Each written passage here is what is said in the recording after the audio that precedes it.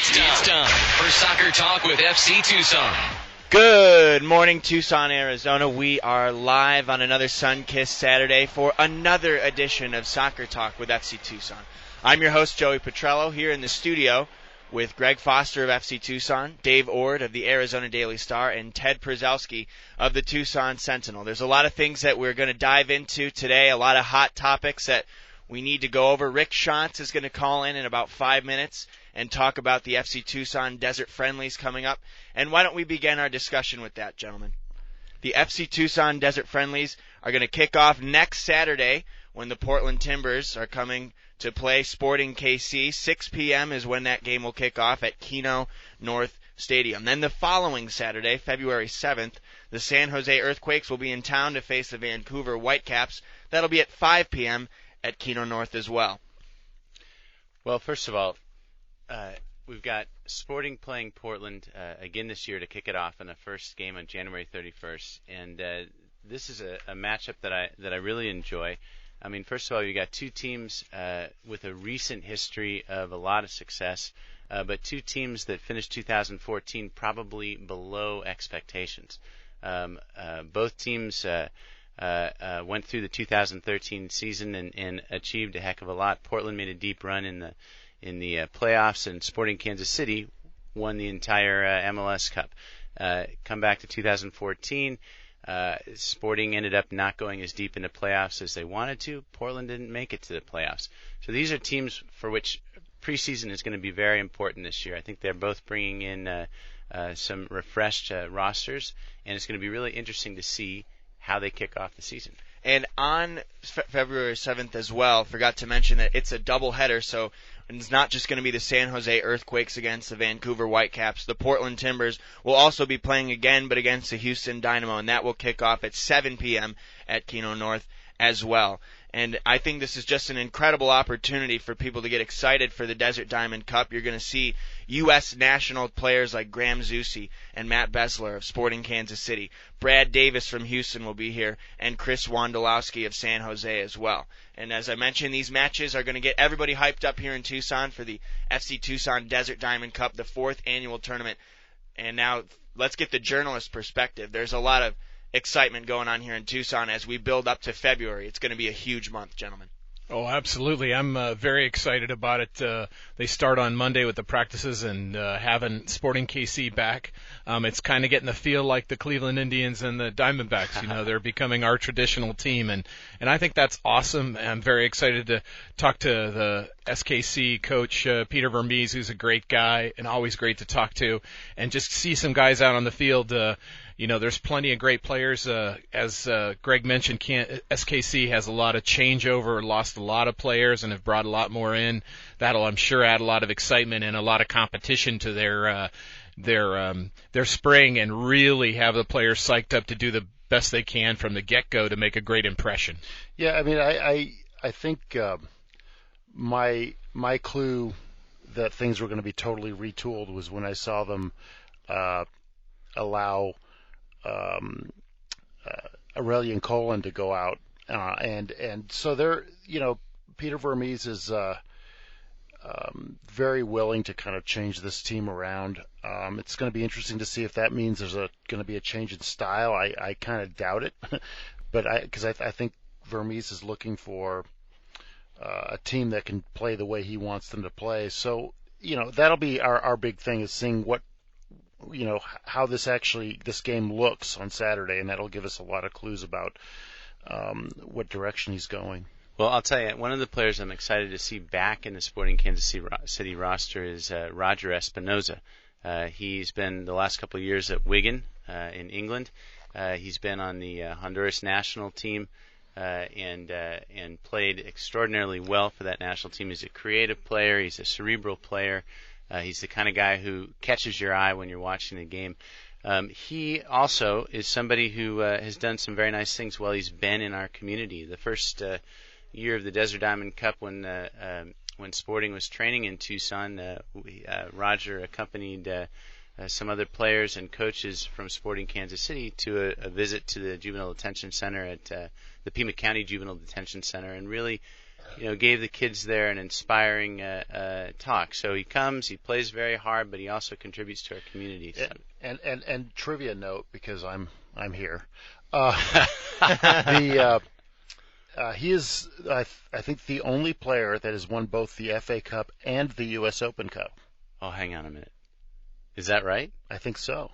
And a Yavapai College grad. That's true. He's a Yavapai College grad as well. I didn't know that either. Yeah, it's always great to see Roger out here. I remember interviewing him that second year in 2012, I believe it was, and a really good guy, and one of those guys where you have to be very conscious if you're his opponent where he is on the field, because he is all over the place, and he is a hard guy when he needs to be a hard guy.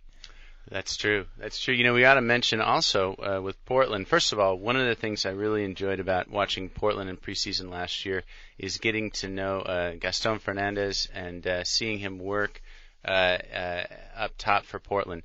He and Diego Valeri ended up being an exciting kind of strike force for Portland last year, and they've both been retained. Diego Valeri had a fantastic year, in fact, and some people would say he was maybe possibly should have been in the running for an MVP award. It's going to be great to see him back, and I wonder who else Portland might be bringing with him. I can't believe that you're not mentioning the FC Tucson player that will be playing for waiting Portland. for you guys. This is a one-man show here. You can pat yourself on the back, Gray. No, it's great that Christian Zaleski's going to be out here for this. I'm looking forward to seeing him again because I always enjoyed watching him play up top. For FC Tucson, it's going to be, I think, a really exciting time for all of us, especially him. You can get your tickets at shop.fctucson.com.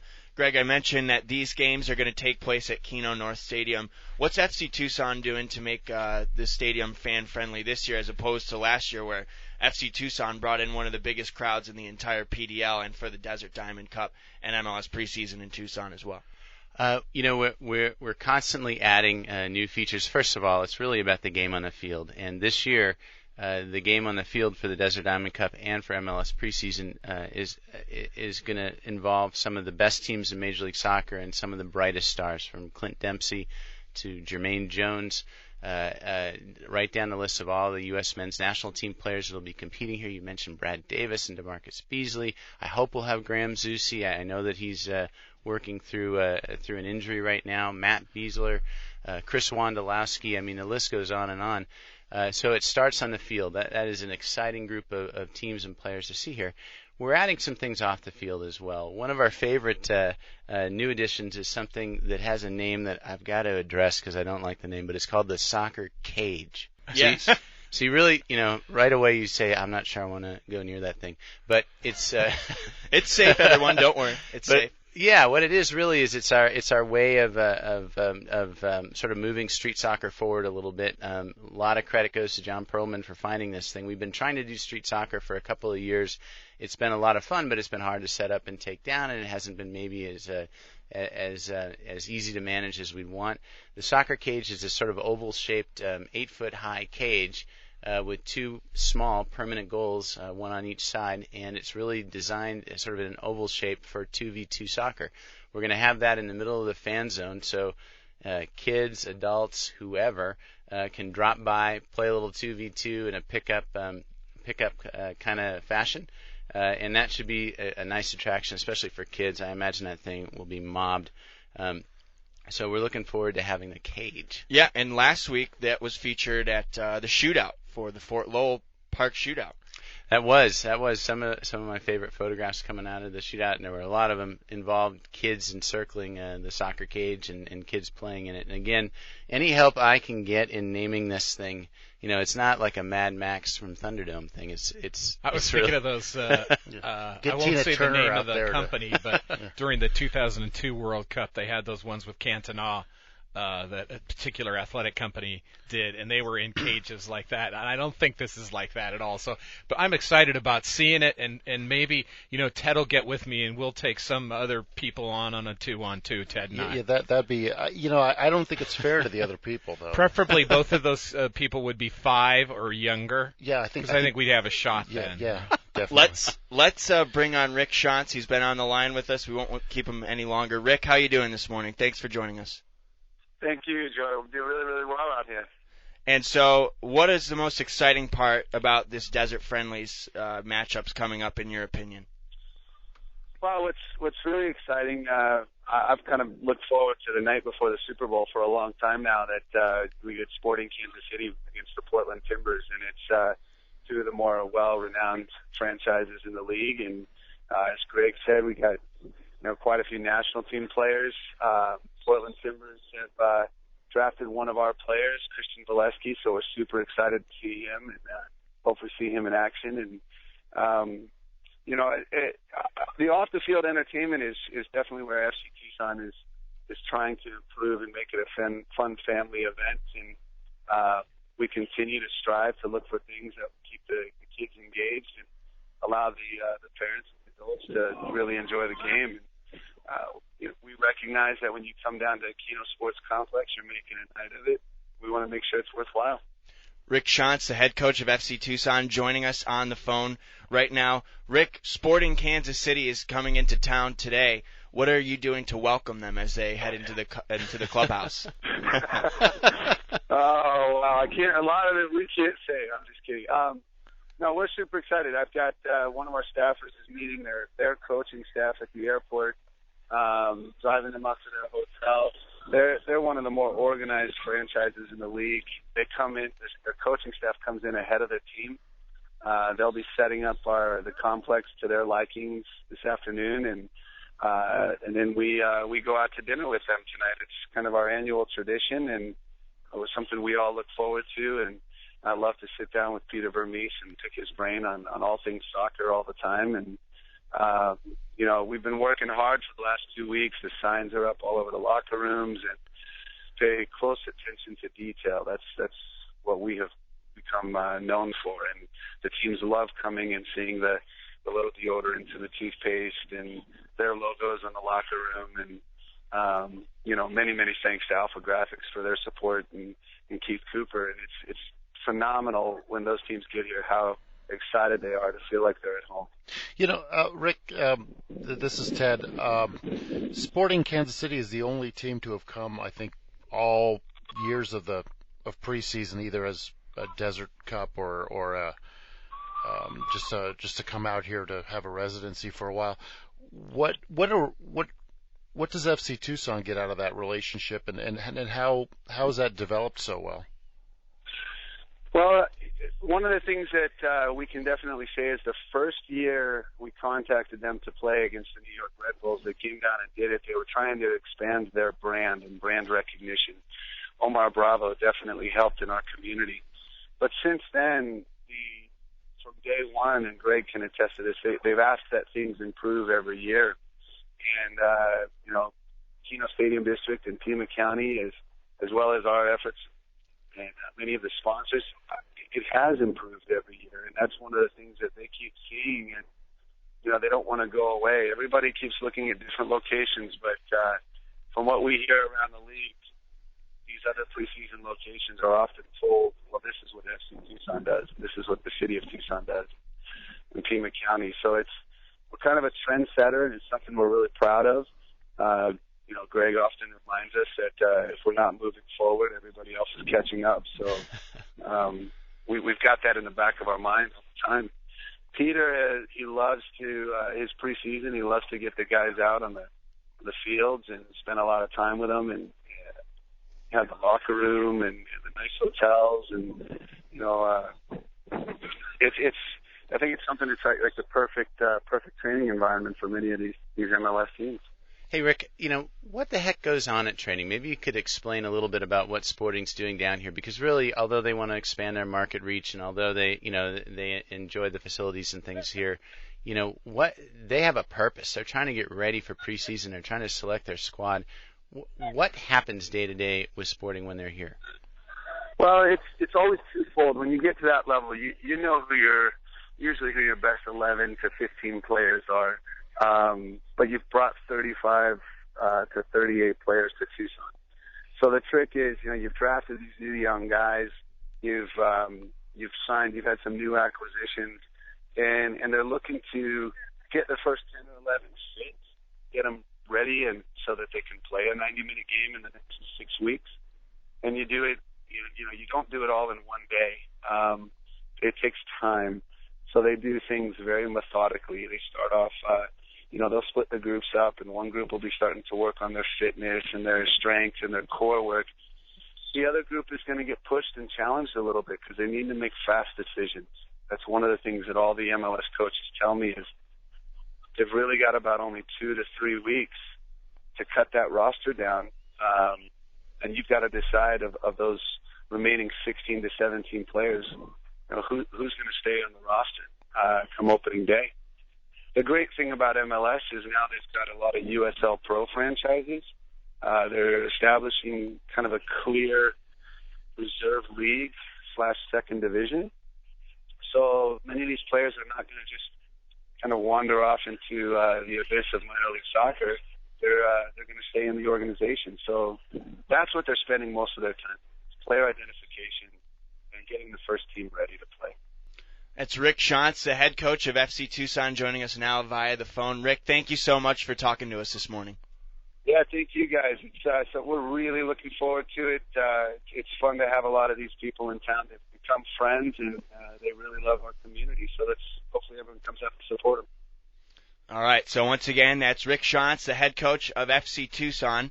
Again, you could purchase your tickets for the Desert Friendlies at shop.fctucson.com. Next Saturday, it's the Portland Timbers against Sporting KC at 6 p.m., Keno North Stadium. Then the following Saturday, doubleheader action. The San Jose Earthquakes will face the Vancouver Whitecaps 5 p.m. at Keno North Stadium. And then the Portland Timbers will face the Houston Dynamo at 7 p.m. at Keno North Stadium as well. All right, so gentlemen, one more thing we want to get to before we get to this break. FC Tucson has released times for the final round of the Desert Diamond Cup. So game 10, 11, and 12 will be taking place on February 28th, 2015. The 5th versus 6th place game will be at 4:30 p.m. at Keno North Stadium. Then the 3rd and 4th place teams will play at 5. That'll be at Keno North Grandstand. And then game number 12, the final, the big one, the 1st versus 2nd place team, 7 p.m. at Keno North Stadium. A lot to look forward to there. So what you're saying, Joey, is if you want to see FC Tucson play on Saturday, February 28th, you should show up for the 7 o'clock game. Yes, hopefully. That's right. A good spirit. Hey, I wouldn't mind it at all. Actually, I've thought that all the finals that they've played so far have been really highly competitive for preseason games, and definitely feel a little bit more like a final, and I think the guys kind of like to see winning the trophy and being able to hold it up. So always looking forward to that final. All right, so once again, you can purchase your tickets at shop.fctucson.com. We're going to take a quick break, but when we come back, Hope Solo is in trouble with the U.S. women's national team again. More on that when we come back with more Soccer Talk with FC Tucson on ESPN Tucson 1490 and 104.9 FM.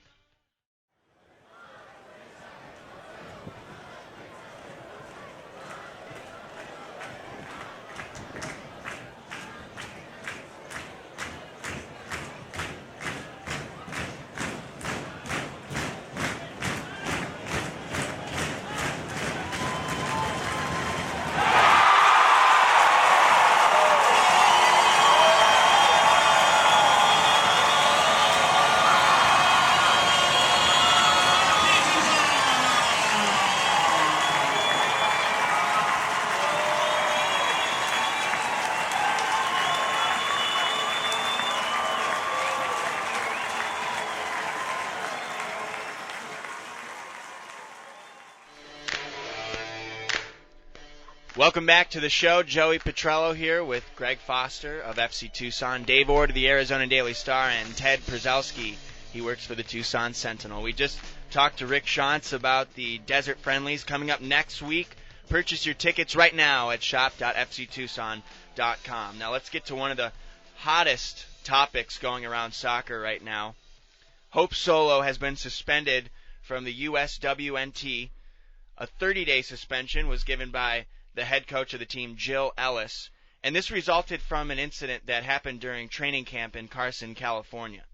Now, what this means is that Hope is going to miss matches in France and England that'll take place this upcoming month, but Solo can apply for reinstatement when the suspension ends. Now, what I want to know, though, is she's 33 years old, and a lot of stuff has come up with her from the domestic violence case, even though those charges were dropped this month. Does the team really need her at this point and all the baggage that she brings? They obviously think so, because they have two able backups. I'm always impressed by Nicole Barnhart the times when they put her in.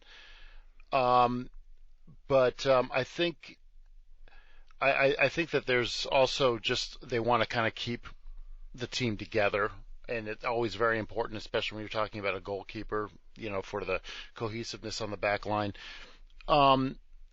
I've been perplexed by to me, I've never, people have been, about the domestic violence incident, which was complicated, but there's, the thing is, I think the reason why a lot of people haven't been really coming down on her on that is because she's also a domestic violence victim. Yeah. And so I think that that makes it a little more dicey than, say, a football player that hits his fiancée in an elevator. Right. But I definitely think she needs some time away from the team. I think just to I have no idea what kind of counseling they've recommended. I have no idea if they're asking for her to do that. I think they should.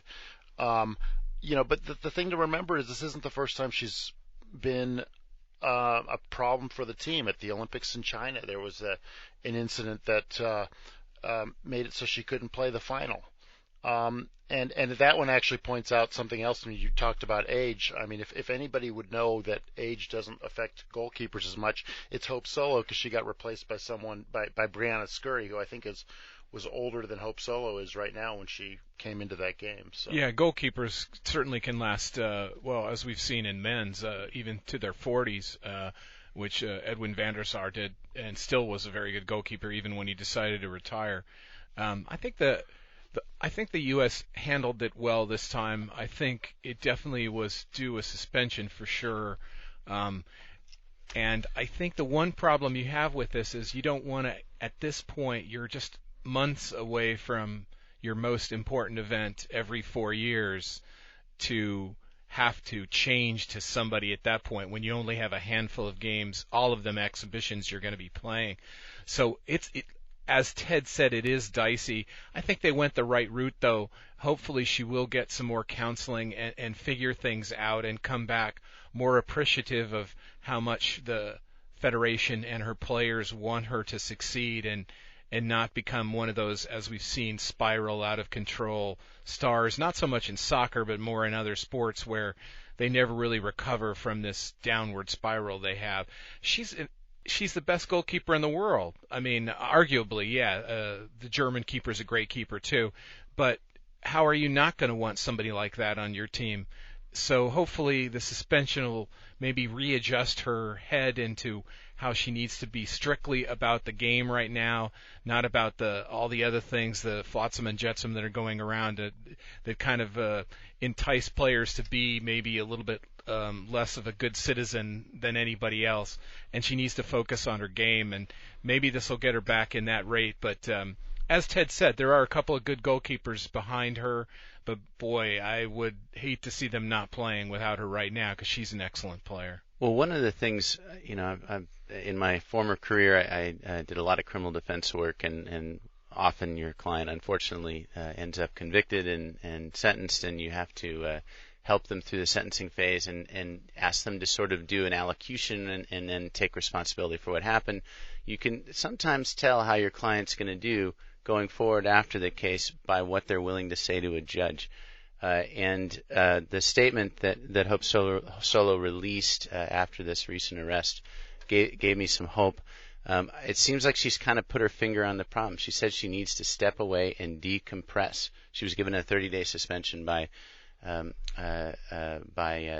national team, and her reaction to that was, yes, I think I do need to decompress. And when you look at what's happened to her over the course of the last 7-8 months, the stress is probably enormous. I mean, not only is she having these things happen in her personal life, but they are happening in a very public way, and they don't seem completely under control. So what I saw in her statement was not defiance, wasn't putting the blame on somebody else. It was more, I've got to take this seriously. I've got to work on it. Hopefully that means she has an understanding of how important it is to get through this period and get back on the field. Well, the thing also to keep in mind about some of her behavior is that it has endangered the team. Because this previous domestic violence incident, the charges were dropped, but if those charges were hanging over her head, Canada would not have issued a visa to her. They won't do that for folks who have a domestic violence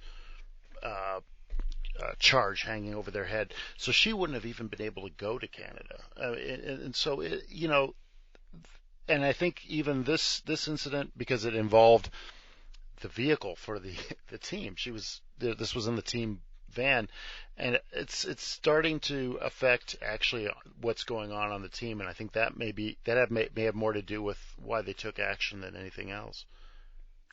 Yeah, I mean, I think you're right that sort of forces the issue. Although my sense is that there might have been this action regardless of the car that Hope Solo was in part because of the public nature of it, but also in part because maybe this is a little bit what she needs right now. Well, and then the other aspect of this, which has bothered me, is that it comes around the time of the questions about domestic violence in the NFL, and this case has been for some folks, some sports commentators, a way of saying, oh yeah, we'll see it happens in soccer too, and it's a distraction from what's a real problem out there. The reality is it happens in everything, but because somebody's a big enough star or a name we know, that's when it changes. All right, well, Solo's thoughts where she said, I think it's best for me to take a break, decompress from the stress of the last several months, and come back mentally and physically ready to positively contribute to the team. And again, once this 30-day suspension is over, she can apply for reinstatement, and we wish her all the best. All right, coming up next on Soccer Talk with FC Tucson, Michael Bradley says MLS free agency is an issue worth going on a player's strike for. We'll talk about that and more next. The 2015 MLS preseason in Tucson kicks off with the first match of the Desert Friendly. See the Portland Timbers take on Sporting Kansas City at Keno Sports Complex January 31st at 6 p.m. by heading to shop.fctucson.com to purchase your ticket. Joey Putrelo here, live in the studio with Greg Foster of FC Tucson, Dave Ord of the Arizona Daily Star, and Ted Prezelski of the Tucson Sentinel. We've dived into a lot of good topics today so far, and Rick Schantz joined us back in the first segment to talk about the FC Tucson Desert Friendlies. Again, you can purchase your tickets for the FC Tucson Desert Friendlies at shop.fctucson.com. And we just talked about Hope Solo in the last segment. Now we're going to move on to another hot topic, but it's in the MLS. Michael Bradley says that free agency in Major League Soccer is an issue that's worth going on a player strike for. Currently, the collective bargaining negotiations are occurring between MLS and the MLS Players Union. The Players Union wants greater freedom of movement for its players and higher salaries as well. The MLS also believes that free agency would hurt its ability to compete on the market for international players. And they're saying that it would compromise cost certainty and single entity structure. And it says that is the foundation of the league, but it would compromise it. The first face-to-face meeting of the new year between MLS and the Players Union was on Tuesday in Washington, D.C. Now, gentlemen, the CBA expires at the end of this month, but negotiations are expected to continue until the start of the MLS regular season, which will start March 6th. So I want to know first and foremost, why, of all the guys in the league, why is it Michael Bradley that's voicing this opinion? Well, I think, every player has a designated guy that speaks, or every team, has a designated guy that speaks on behalf of the union. And I think he's the TFC one. And I think the union picked him out because, he's someone that could easily play elsewhere. I think that's an important part of the message. I mean, I've been a union organizer before, so I know a little bit about how this stuff gets chosen, and I think that was a very important part of the message that there are people in this league that could go elsewhere, and it's something And it does make for a weird dynamic, actually, in this one, because if the NFL players wanted to go on strike, there really is nowhere else for them to play, and frankly, the owners aren't going to be able to really find anyone of any quality elsewhere. In this league, it's a little different, because not only because the players can go elsewhere if they choose to, but also there's some options for owners. There's leverage that they have. For example, the last time there was a talk of I think at that time it was a lockout a couple of years ago. The Red Bulls were talking about just pulling up their Salzburg team and just having them play the season in New York. So there's some weird dynamics here that don't occur in other players' union negotiations. I feel like if I were going to negotiations like that, I'd like Michael Bradley being there. First of all, he's a star, so you're going to get the press talking about it, and you're going to have them more interested in hearing what he has to say than somebody who plays 6-8 games a year. For sure, that's one thing. And this is a cool, calm, collected guy, no matter what goes on around him. And that's what I want, something like that. So to have him speaking on behalf of the player seems like an ideal spot for them. The thing that always disappoints me about this and all the other ones is they always do these things up until the last few weeks, minutes, moments before it happens. I always wonder why this happens, why they don't get on the ball faster and do something about it. I'm sure both sides have very good points in this, but again, you're dealing with the U.S. and free agency has become a consummate part of sort of a constitutional right, as it were, that players have in every other sport. So it's a little hard to not see how at some point something like that does have to happen. But again, they can go anywhere they want. That's the great thing on their side. They do have a bargaining chip like that. Well, as Greg will tell you, as a former defense attorney, we're going to reference that again. The negotiations in that kind of case, all of a sudden when the jury starts getting picked, all of a sudden people start wanting to make deals. It's sort of the same thing here. The other thing that's kind of interesting to me about the dynamic here is that now in MLS with so many players as coaches, that you actually have, I think, in two cases with the Red Bulls and with New England, you have former player representatives that are now coaches. And I wonder how much that's going to affect the way this works, too. I'd say that goes out the window when they change jobs. I think that's pretty much well, been yes the and case no, but everywhere. you've got someone that knows the case better. But how much are the coaches involved in all of this? I don't know. Probably limited. Well, it might be helpful to kind of pull the lens back just a little bit here and talk about, what the framework really is. Periodically, every several years, Major League Soccer and the players get together on the opposite side of the table and basically decide how players are going to be paid for the next several years. The last time it happened was 2010. Major League Soccer was sort of born out of the idea that it wanted to be sustainable. It wanted to be a league that would be around permanently, and it really learned a lot from American soccer's first go at this with the North American Soccer League, where there was incredible inequity between teams. If you were on the Cosmos, you were paid well. Your games were sold out in huge stadiums. If you were on my team, the Oakland Stompers, no one knew who you were. You were not paid well, and there just was no equity and ultimately no way to hold that league together. So Major League Soccer basically took a page out of other North American leagues and essentially said we're going to go with a single entity ownership, which means that we set salary caps. We basically try to create parity in the league so that a team from Columbus can compete with a team from New York City. And that's good, and it's helped, and it's the league is entering its 20th year, so that's a pretty good sign of sustainability. However, as the league becomes more popular, and it is, as it attracts more television money, and it is doing that, and as it's able to build out these stadiums that help it become more financially viable, the players, I think, rightfully say, okay, we all need to share in this growth. The difficulty comes, though, when you really think of it, although they're on the opposite sides of the table right now, they're really both in the same boat.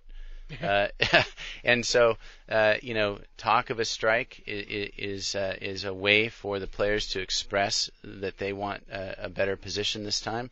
However, it's probably not good for anybody, meaning actually having a strike. The league is benefiting from a new television agreement. I think it's possible the players look at that and say, okay, there's a little bit more money in the system now, and we need to be able to share in that. Probably what needs to happen here is sort of not absolute free agency, but a movement toward fewer restrictions on player movement. And it'll be interesting. I think last time they went through this, free agency was on the table in 2010, and they came up with something called the re-entry draft, which allowed players to basically extricate themselves from their team when they were no longer wanted, and then go on to another team. So, I wonder what the next step toward free agency might be.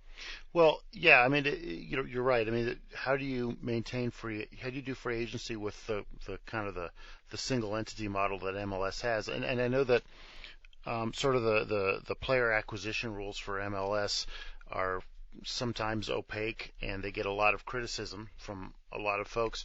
But they've also saved some teams from some what in retrospect would have been horrible deals. I think I remember DC United wanted to pick up Paul Gascoigne at one point, and that would have been just a disaster on so many levels. And the league said, no, that's okay. Yeah, go find someone else. And so there are some advantages of it, and it's actually kept this league viable.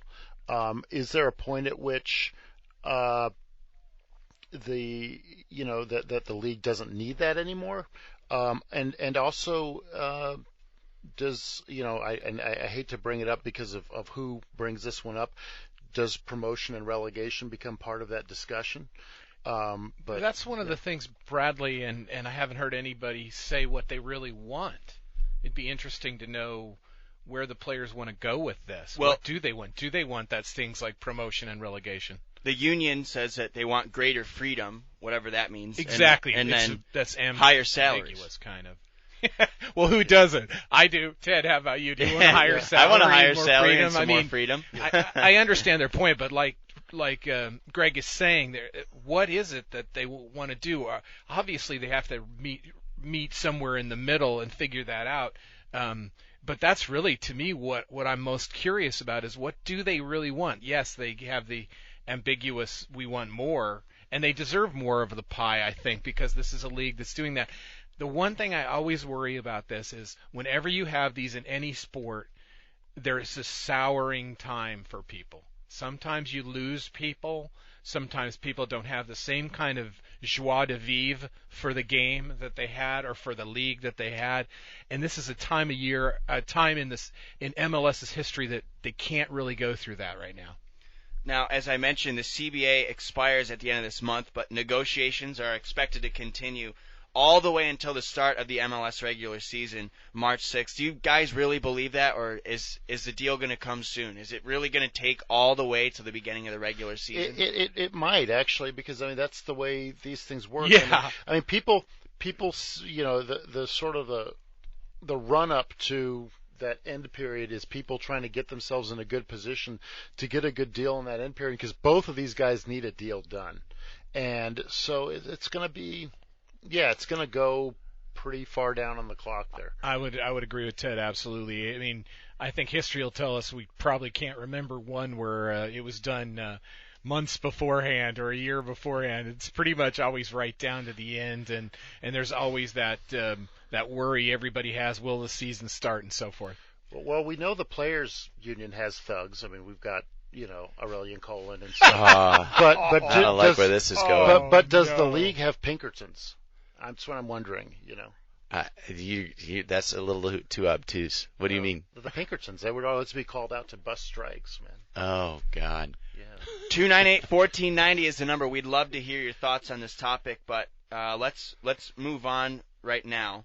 The Women's World Cup turf lawsuit has finally been settled. The lawsuit fighting FIFA and Canadian Soccer Association's plan to use artificial turf at the 2015 Women's World Cup has been withdrawn by a group of high-profile female soccer players. Now, this lawsuit accused the FIFA and Canadian Soccer Association of discrimination from the men's soccer.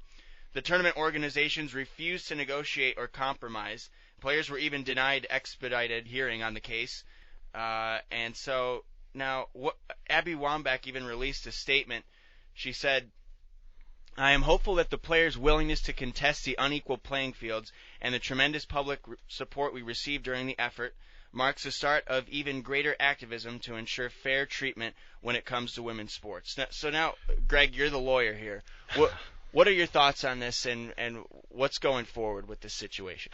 Well, I don't think being the lawyer is what would give you insight on what's going on here. So Abby Wambach is right that it's important for women to continue to fight for better treatment all around. Now, there's a lot of different ways to do that. In this particular case, they chose to challenge the playing surface, and that was important, and I think it was a relevant challenge. They won something different, though, I think, and I haven't seen the two connected yet, but I wouldn't be surprised.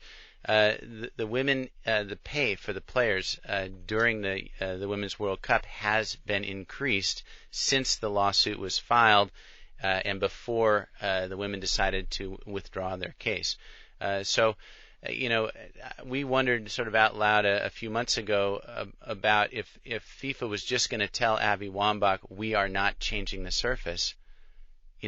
How do they do that without basically putting her in a corner? And maybe one way to do that is to say, okay, let's increase the compensation for the players.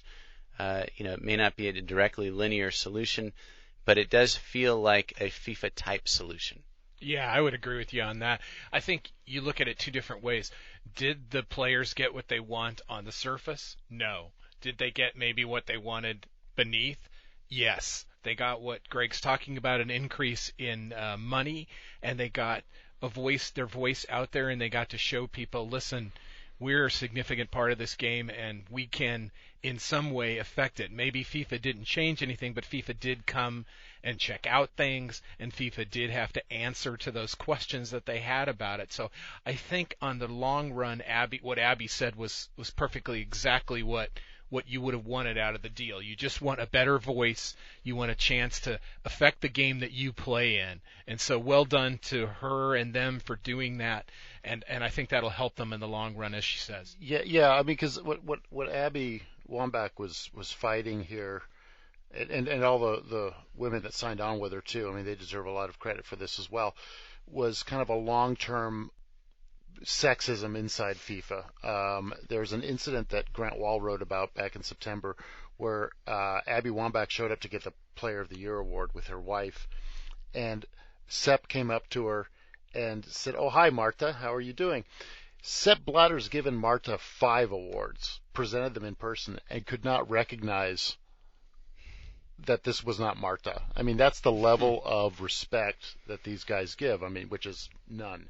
All right, well, it's a sad thing, but at least the case is settled, and we can look forward to the Women's World Cup coming up this summer. All right, so when we come back, the Colorado Rapids are all set to host the 2015 MLS All-Star Game. We'll have more conversation on that when we come back with more soccer talk with FC Tucson on ESPN Tucson 1490 and 104.9 FM. I don't know what's left to say, I'll say it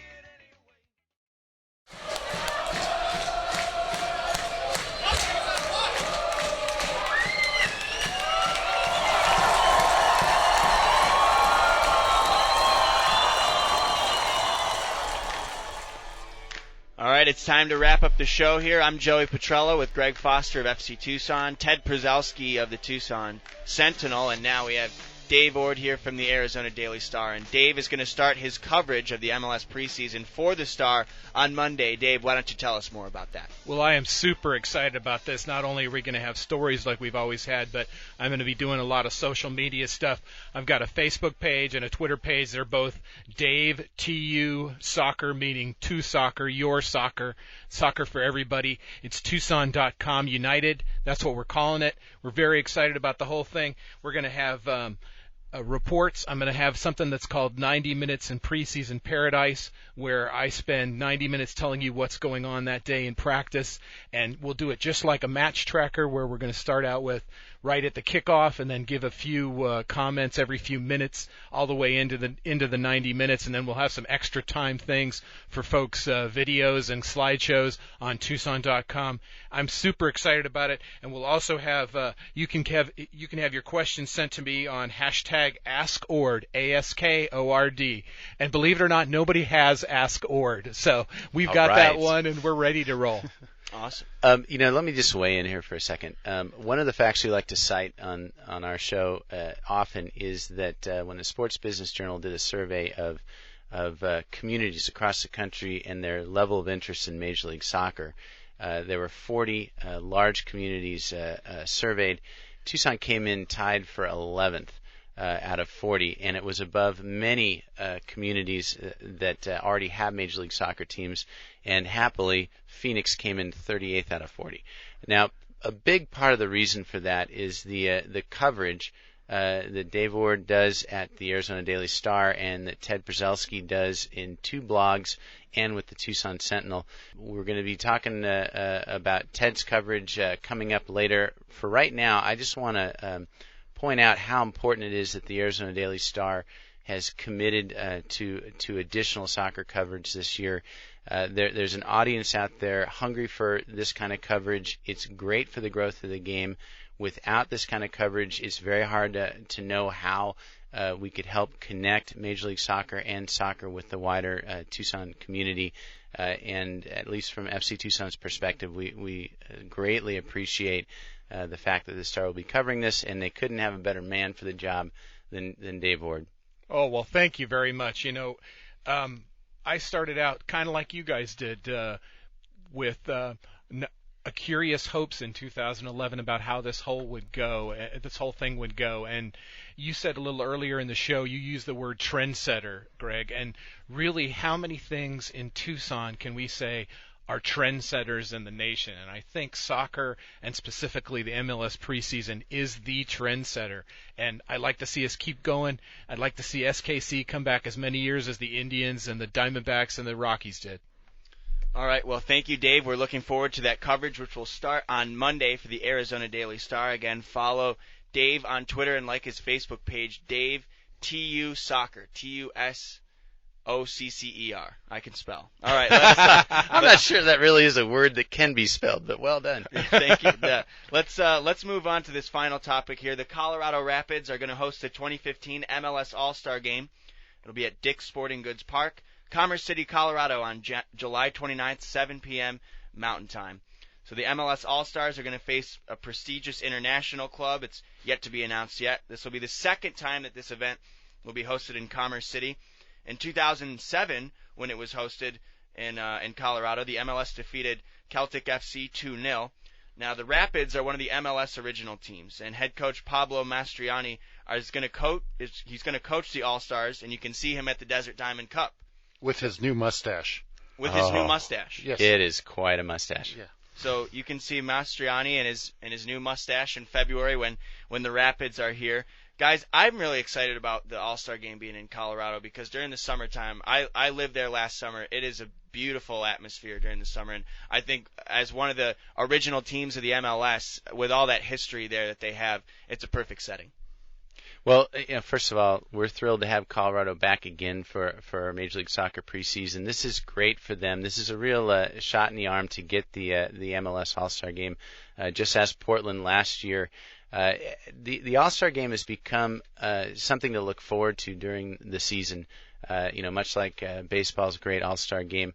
The MLS All-Star Game involves not only the biggest stars in Major League Soccer, but usually some international stars. Last year, Bayern Munich played against the MLS All-Stars in a game that was actually much more contested than you might have expected. The handshake at the end or lack thereof. Yeah. Very interesting. It was a spectacle, and it was a spectacle in a good and a fun sports way. It's great to see Denver getting this game back. I think it'll be something that will be sort of a rallying cry for them all summer long, and I'm looking forward to talking to Coach Mastroeni about how he might approach coaching the All-Stars.